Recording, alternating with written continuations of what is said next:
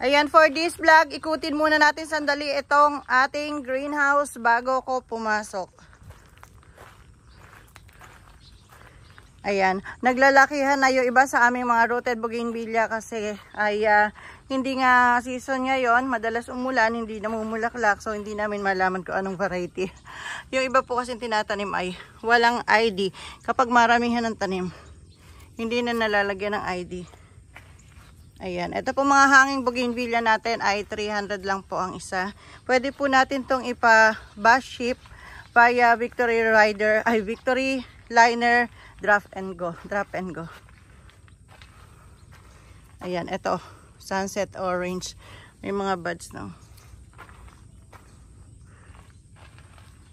So yan po ang makikita sa greenhouse ngayon.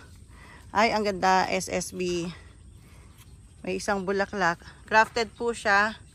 Ayan, may kasama siya. Hindi ko lang alam ko anong variety yung kasama. Basta ito, SSB purple.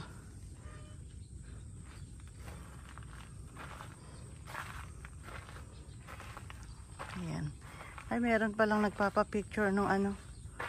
May nagtatanong. Teka, gawin muna natin bago ko umalis. So, ayan hanggang dito. Then dito po, paglagpas ng greenhouse ay mga grafted po natin. Mga grafted bougainvillea. Ayan. Dito po nakabakante dahil lalagyan po ito ng mga reserve na naghihintay po. Halimbawa na mine sa live selling, ganun.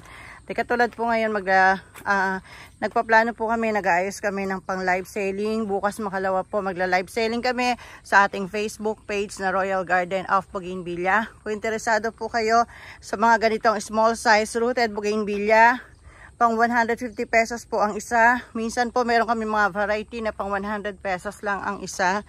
Ayan, nood po kayo ng aming live selling sa aming Facebook page na Royal Garden of Bougainvillea. Pwede po natin itong ipa-LBC nationwide. At pwede rin pong bash ship para doon sa mga lugar na may Victory Liner Drop and Go terminal. Ayan. Diyan po kami nagpapa-bash ship. Ganda nito oh. Ang Laguna. Ayan. Wala pa nga lang flower pero ang Laguna. Ayan, ito po mga nakahilera na to sa gilid. Ito po yung aming inaayos para ma-live selling.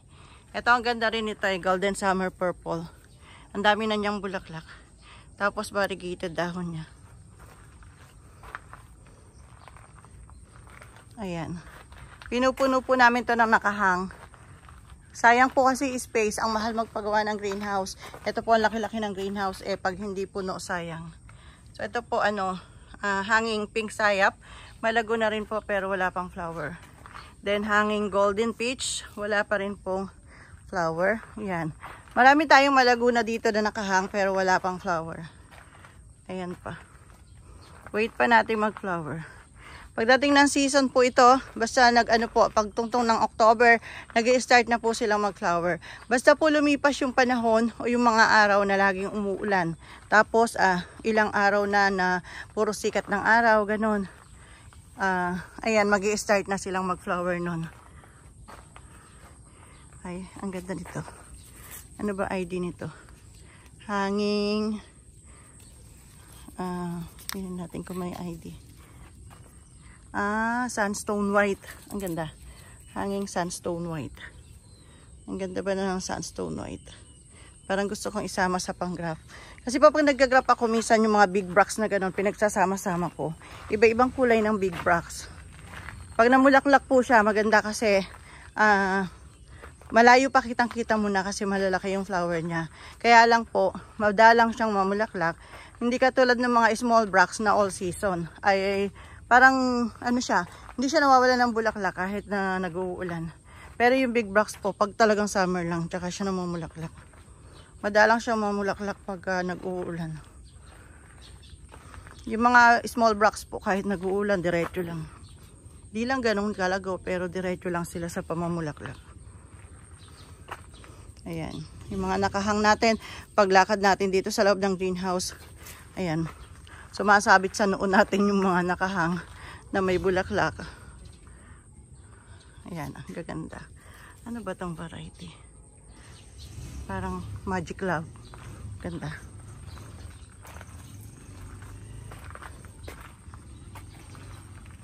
Ayan. Then, babalik tayo para naman dito sa kabila. Ito naman po yung patungan na po ito. Patungan na to. Diretso po ito.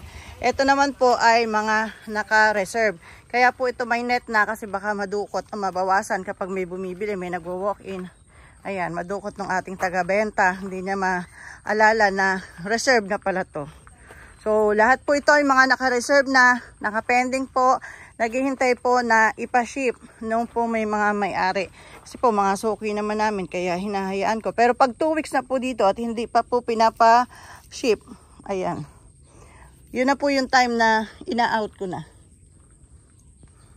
Pinapa-out na pag 2 weeks na at hindi pa pinapa-ship. Ayan. Dahil lahat po na to, buong isang patungan, meron lang sobra dito sa dulo na konti. Yan, lahat po na yan ay naka-reserve. Hinihintay lang po na magpa-ship yung may-ari. Ano po, minsan po naghihintay sila ng kasamahan dahil kokonte, sayang ang shipment, ganoon. So, iba-iba po yung reason bakit sila nandito pa. Basta po pag inabot ng 2 weeks dito, matik po out na po sila.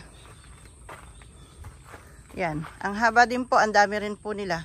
Naka-reserve po lahat yan. Ito lang yung natirang patungan sa dulo. Pag nag-live selling kami, madadagdagan pa to. Yan, hanggang dito. Yan, reserve po lahat yan.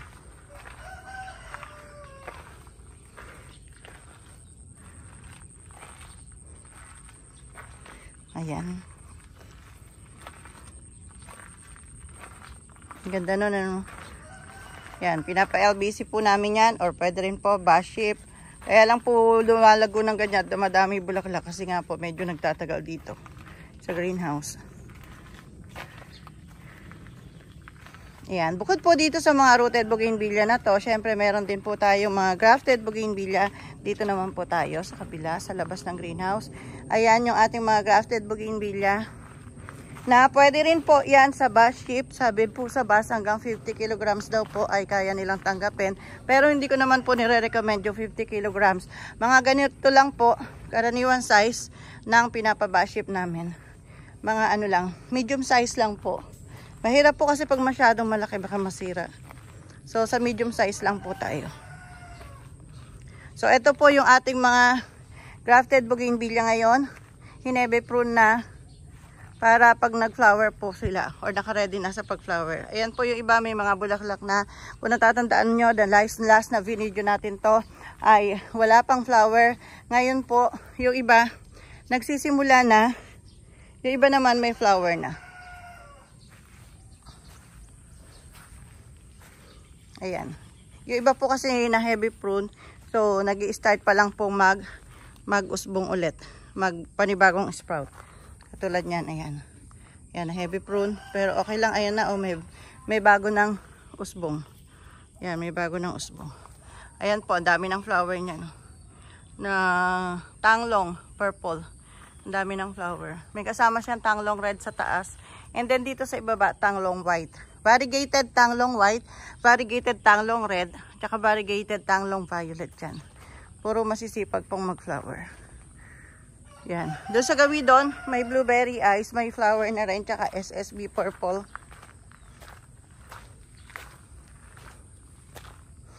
Ayan, eto tayo. Blueberry eyes. And then, mga SSB purple natin dito. Ayan. Yung iba po, hindi pa masyadong visible sa camera. Nag-i-start pa lang po mag-flower.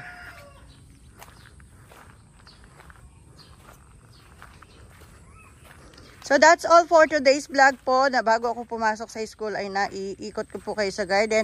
Kung meron po kayo or plano nyo bumili, magkaroon po kayo ng idea, or kung di pa ninyo planong bumili, ay magkaroon kayo ng idea na dito pala sa Royal Garden sa San Miguel, Bulacan, maraming bougainvillea. Maraming pagpipilian na variety sa rooted bougainvillea at marami pong pagpipilian sa grafted bougainvillea. Ayan. Doon naman po sa bukid ay hindi pa tayo napupunta. Doon naman po sa garden natin sa bukid ay doon po kami gumagawa nung mga grafted na ganito. So karaniwan po doon ngayon ay mga bagong gawa pa lang. Yung iba naman po ay nakakasarado pa.